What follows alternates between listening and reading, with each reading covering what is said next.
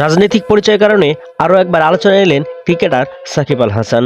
সাকিবের এ সময়টা ব্যস্ত ছিলেন দেশের বাইরে ফ্র্যাঞ্চাইজি ক্রিকেট নিয়ে। সেখান থেকে সরাসরি পাকিস্তান দলের সঙ্গে যোগ দিয়েছেন, খেলছেন পাকিস্তানের বিপক্ষে 2 ম্যাচের টেস্ট ক্রিকেটের প্রথম টেস্ট। কিন্তু এভাবে দেশের বাইরে থেকে কতদিন খেলবেন সাকিব আল হাসান?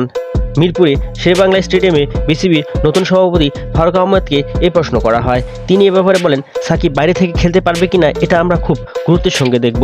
বিষয়টি নিয়ে বোর্ডে আলাপ করবে বলে জানিয়েছেন ফারুক আহমেদ। সাকিবের ব্যাপারে আসলে বোর্ডের কী পলিসি থাকে এটা আমি আমার পরিচালকদের সঙ্গে আলাপ করব।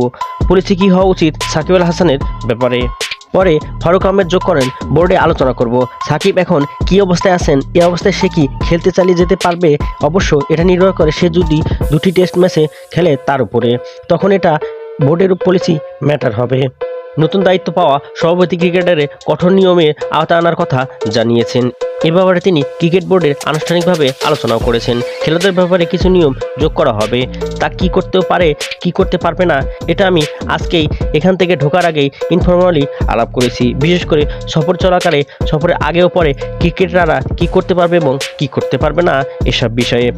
আপনার যদি লিখিত থাকে সফর চলাকালে আপনি কোনো বিজ্ঞাপন করতে পারবেন না, তাহলে এটার জন্য আপনার কাছে কেউ আসবে না। এটা যদি পরিষ্কার লেখা থাকে তাহলে সুবিধা হবে।